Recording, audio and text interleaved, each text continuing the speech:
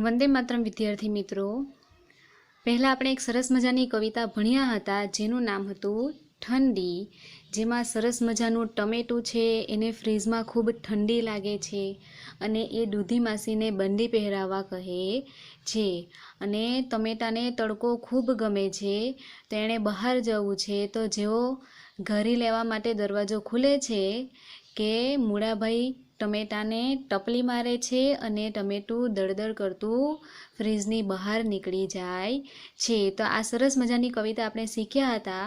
હવે આ કવિતાને આપણે સ્વાધ્યાય પોથીમાં પૂરીશું। તો સૌપ્રથમ પહેલો પ્રશ્ન છે, નીચેના પ્રશ્નોના જવાબ માટે યોગ્ય વિકલ્પ પસંદ કરી તેનો ક્રમ ચોરસમાં લખો। જેમ કે પહેલો સવાલ છે, ટમેટું ક્યાં છે? કબાટમાં, શોકેસમાં કે ફ્રીઝમાં? તો ક્યાં હતું ટમેટું? ફ્રીઝમાં। તો આપણે અહીંયા લખીશું ક। બીજું, ટમેટાને બહુ શું લાગે છે? ગરમી, ઠંડી કે શરમ? હવે ફ્રીઝમાં શું હોય? ઠંડી। તો ટમેટાને ખૂબ શું લાગે છે?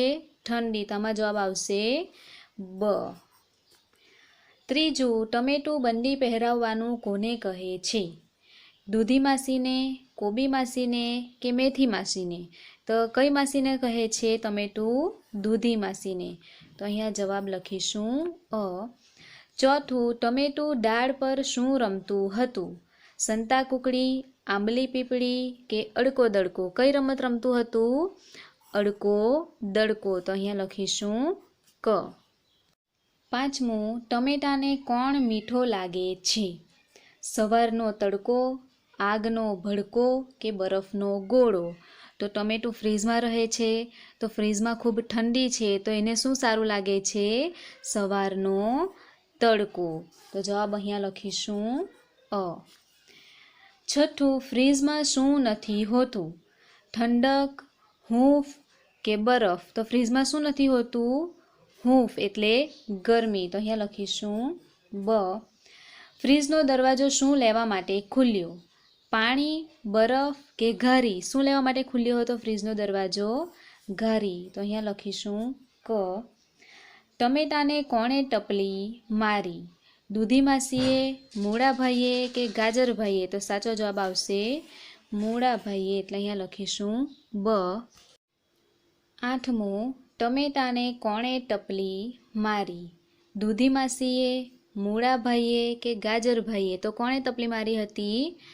મૂળાભાઈએ। તો અહીંયા લખીશું બ। નવમું, ટમેટાએ બારીમાંથી શું જોયું?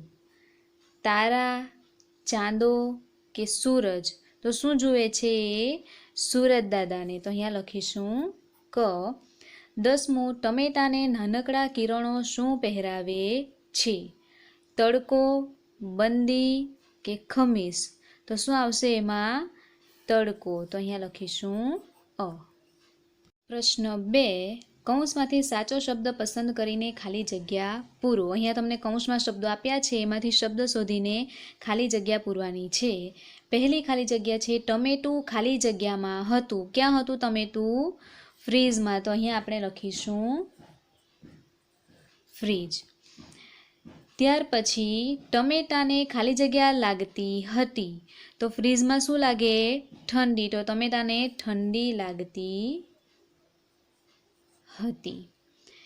ટમેટાને ખાલી જગ્યા બહુ જ મીઠો મીઠો લાગતો હતો।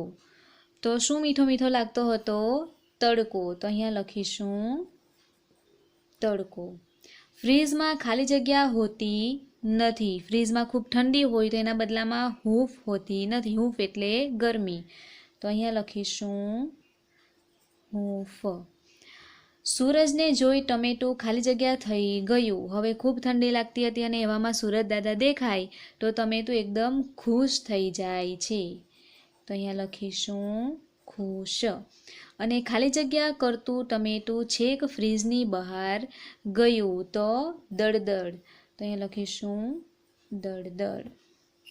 પછી પ્રશ્ન 3, નીચેના પ્રશ્નોના એક એક વાક્યમાં જવાબ લખો।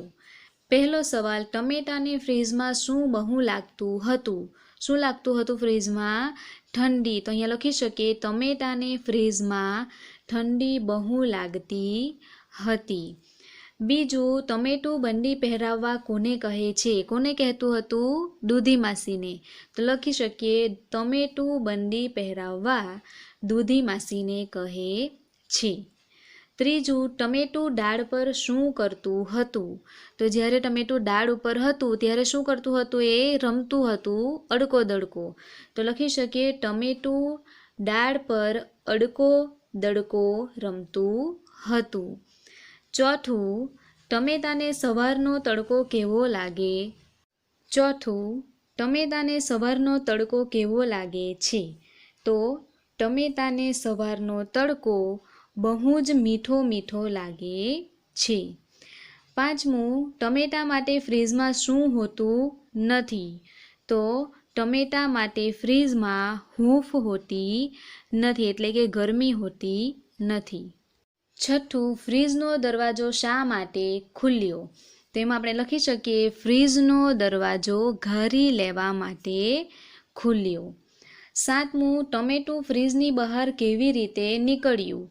તો એમાં લખી શકાય ફ્રીજમાંથી ઘારી લેવા માટે ફ્રીજનો દરવાજો ખુલ્યો ત્યારે મૂળાભાઈએ ટમેટાને ટપલી મારી, તેથી ટમેટું દળદળ કરતું ફ્રીજની બહાર નીકળ્યું. આઠમું, ટમેટું ખુશ કેમ થઈ ગયું? તો સૂરજને જોઈ ટમેટું ખુશ થઈ ગયું. નવમું, સડકો પાર કરીને કોણ આવ્યું? તો સૂરજના નાનકડા કિરણો સડકો પાર કરીને આવ્યા. અને 10મું, નાનકડા કિરણોએ ટમેટાને શું પહેરાવ્યું? તો નાનકડા કિરણોએ ટમેટાને મીઠો મીઠો તડકો પહેરાવ્યો. પ્રશ્ન 4, ખરા વિધાન સામે ખરાની અને ખોટા વિધાન સામે ખોટાની નિશાની કરો. પહેલું છે ટમેટાને ફ્રીજમાં ઠંડી લાગતી હતી. તો ટમેટાને ખરેખર ફ્રીજમાં ઠંડી લાગતી હતી, એટલે આ વિધાન કેવું છે? સાચું. બીજું, દૂધી માસીએ ટમેટાને ટોપી પહેરાવી. ટોપી પહેરાવી હતી? ના, દૂધી માસીએ ટમેટાને બંડી પહેરાવી હતી, એટલે આ વિધાન છે ખોટું. ત્રીજું, ફ્રીજમાં ખૂબ જ હૂંફ હોય છે. હૂંફ એટલે ગરમી, તો ફ્રીજમાં કોઈ દિવસ ગરમી હોય નહીં હોય, એટલે આ વિધાન પણ ખોટું. ચોથું, મૂળાભાઈએ ટમેટાને ટપલી મારી. તો આ વિધાન છે સાચું. પાંચમું, સૂરજ જોઈ ટમેટું ખુશ થઈ ગયું. તો આ વિધાન પણ છે સાચું. છઠ્ઠું, ટમેટાએ બારણામાંથી સૂરજ જોયો. બારણામાંથી જોયો હતો? ના, બારીમાંથી, એટલે આવશે અહીંયા ખોટું. ટમેટાને ડાળ પર રમવાની મજા પડે છે. તો આ વિધાન છે સાચું. અને ટમેટા રાજાએ મીઠો મીઠો તડકો પહેર્યો. તો આ વિધાન પણ છે સાચું. પ્રશ્ન 5, યોગ્ય કારણ લખો. પહેલું છે ટમેટાએ દૂધી માસીને બંડી પહેરાવવાનું કહ્યું કારણ કે, તો અહીંયા તમને ઓપ્શન આપવામાં આવ્યા છે. અ, તેને તડકો લાગતો હતો. બ, તેને ઠંડી લાગતી હતી. કે ક, તેને બંડી ગમતી હતી. તો સાચો જવાબ શું આવશે? તેને ઠંડી લાગતી હતી, એટલે અહીંયા લખીશું તેને ઠંડી લાગતી હતી. બીજું, ટમેટાને ફ્રીઝ કરતાં દાળ વધારે ગમતી હતી કારણ કે અ, દાળ ઉપર અડકો દડકો રમત રમાતી હતી. બીજું, દાળ ઉપર બરફના ગામ હતા. અને ત્રીજું, દાળ ઉપર તેના મિત્રો હતા. તો સાચો જવાબ આવશે દાળ ઉપર અડકો દડકો રમત રમાતી હતી. તો અહીં આપણે લખીશું દાળ ઉપર અડકો દડકો રમત રમાતી હતી. ત્રીજું, ટમેટું ફ્રીજની બહાર દળતું દળતું નીકળ્યું કારણ કે અ, તેણે ફ્રીજમાંથી કૂદકો માર્યો હતો. બ, દૂધી માસીએ ટપલી મારી હતી. કે ક, મૂળાભાઈએ તેને ટપલી મારી હતી. તો સાચો જવાબ શું આવશે? મૂળાભાઈએ તેને ટપલી મારી હતી. તો અહીં આપણે લખીશું મૂળાભાઈએ તેને ટપલી મારી હતી. ચોથું, ટમેટાની ખુશીનો પાર ન રહ્યો કારણ કે અ, મૂળાભાઈએ તેને ટપલી મારી હતી. બ, તેણે બારીમાંથી સૂરજ જોયો. કે ક, તેને ફ્રીજની ઠંડી ગમતી હતી. તો અહીંયા સાચો જવાબ આવશે તેણે બારીમાંથી સૂરજ જોયો. તો અહીંયા લખીશું કારણ કે તેણે બારીમાંથી સૂરજ જોયો. પ્રશ્ન 6 કાવ્યમાંથી ઉદાહરણ પ્રમાણે શબ્દની જોડી શોધીને લખો. ઠંડી, બંડી. તો આવી જોડી આપણે કાવ્યમાંથી શોધીને લખવાની છે. જેમ કે અડકો, દડકો, ગામ, નામ, દડકો, તડકો, ઘારી, મારી. ત્યાર પછી પ્રશ્ન 7 શબ્દ પરથી વાક્ય બનાવો. પહેલું છે ઠંડી. તો ઠંડી પરથી આપણે વાક્ય બનાવી શકીએ કે ટમેટાને ફ્રીઝમાં બહુ જ ઠંડી લાગે છે. બીજું ફ્રીઝ, ફ્રીઝમાં પાણી ઠંડુ રહે છે. ત્રીજું તડકો, સૂરજનો તડકો શિયાળામાં સારો લાગે છે. ચોથું સૂરજ, ટમેટાએ બારી ખુલતા સૂરજ જોયો. અને પાંચમું રાજા, રાજા પ્રજા પર રાજ કરે છે. તો આ સિવાયના તમે જાતે પણ વાક્યો બનાવી શકો. પ્રશ્ન 8 ચિત્રો ઓળખી તેનું નામ લખો. તો પહેલું ચિત્ર છે સૂરજ દાદાનું. તો અહીંયા લખીશું આપણે સૂરજ. ત્યાર પછીનું ચિત્ર છે ટમેટું. તો અહીંયા લખીશું ટમેટું. ત્યાર પછીનું ચિત્ર છે ફ્રીઝનું. તો અહીંયા લખીશું ફ્રીઝ. અને ત્યાર પછી છે દૂધી. તો અહીંયા લખીશું દૂધી. પછી પ્રશ્ન 9 સમાનાર્થી શબ્દ કોષ્ટકમાંથી શોધીને લખો. જેમ કે અહીંયા બહુ, તો એનું સમાનાર્થી થાય વધુ. તો એવી જ રીતે અહીંયા શબ્દો છે ઝટ એટલે ઝડપથી, હૂંફ એટલે ગરમાવો, છેક એટલે બનવા સુધી, ખુશી એટલે આનંદ, સૂરજ એટલે સૂર્ય અને સડક એટલે રસ્તો. તો હવે આ શબ્દોને આપણે કોષ્ટકમાં શોધીશું. તો ઝટનું સમાનાર્થી થાય ઝડપથી. તો અહીંયા આપણને આપેલું છે ઝડપથી. હૂંફ એટલે ગરમાવો. તો અહીંયા આપણે શોધીશું શબ્દ છે ગરમાવો. છેક એટલે બનવા સુધી. તો અહીંયા એ શબ્દની નીચે જ છે આખો શબ્દ બનવા સુધી. ત્યાર પછી ખુશી એટલે આનંદ. તો અહીંયા આપેલું છે શબ્દ આનંદ. સૂરજ એટલે સૂર્ય. તો અહીંયા આપણે જોઈ શકીએ ઊભો શબ્દ આપ્યો છે સૂર્ય. અને સડક એટલે રસ્તો. તો અહીંયા આપણે જોઈએ અહીંયા ખૂણામાં એક શબ્દ છે રસ્તો. પછી પ્રશ્ન 10 વિરોધી શબ્દ લખો. તો પહેલો શબ્દ છે ઠંડી. તો ઠંડીનું વિરોધી થશે ગરમી. ઝડપથીનું વિરોધી થાય ધીમે. મીઠોનું વિરોધી કડવો. સવારનું વિરોધી રાત અથવા સાંજ. ખુલ્લોનું વિરોધી બંધ. અને બહારનું વિરોધી અંદર. તેવી જ રીતે પ્રશ્ન 11 છે જોડણી સુધારો. તો અહીંયા છે ફરીજ. તો ફરીજ લખાય નહીં, શું લખાય ફ્રીજ. તો આપણે સાચી જોડણી લખીશું ફ્રીજ. બંડી. તો એમાં પણ આપણે જોડણી સુધારીશું. તો દ ને દીર્ઘઈ આવશે બંડી. કિરણ. તો કિરણમાં ક ને રસ્વઈ આવશે કિરણ. ત્યાર પછી સૂરજ. તો હસ્વની જગ્યાએ દીર્ઘ ઉ આવશે સૂરજ. ખુશીમાં દીર્ઘની જગ્યાએ હસ્વ ઉ ખુશી. અને ટપલીમાં ટપલી દીર્ઘ ઈ. પ્રશ્ન 12 કાવ્ય પંક્તિ પૂર્ણ કરો. તો અહીંયા આપણે શરૂઆત કરવાની છે અહીંયા તો છે ઠંડી, ત્યાંથી શરૂ કરીને ટપલી મારી. તો આપણે લખી શકીએ અહીંયા તો છે ઠંડી અને બરફના ગામ. કોણે ફ્રીઝ બનાવ્યું જેમાં નથી હૂંફનું નામ. ત્યાં દરવાજો ખુલ્યો ફ્રીજનો લેવા માટે ઘારી. મૂળાભાઈએ ટમેટાને ટપાક ટપલી મારી. એવી જ રીતે બીજું છે કહે ટમેટું મને ફ્રીઝમાં. ત્યાંથી લઈને ક્યાં સુધી લખવાનું એ સવારનો તડકો. આપણે લખી શકીએ કહે ટમેટું મને ફ્રીઝમાં બહુ લાગે છે ઠંડી. દૂધી માસી ઝટ પહેરાવો બંડી. આના કરતા હતા ડાળ પર રમતા અડકો દડકો. મીઠો મીઠો બહુ જ લાગતો એ સવારનો તડકો. પછી પ્રશ્ન 13, કક્કાવારી ક્રમ પ્રમાણે શબ્દ લખો. તો અહીંયા તમને કૌંસમાં શબ્દ આપવામાં આવ્યા છે, એને કક્કાવારી ક્રમ પ્રમાણે આપણે ગોઠવવાના છે.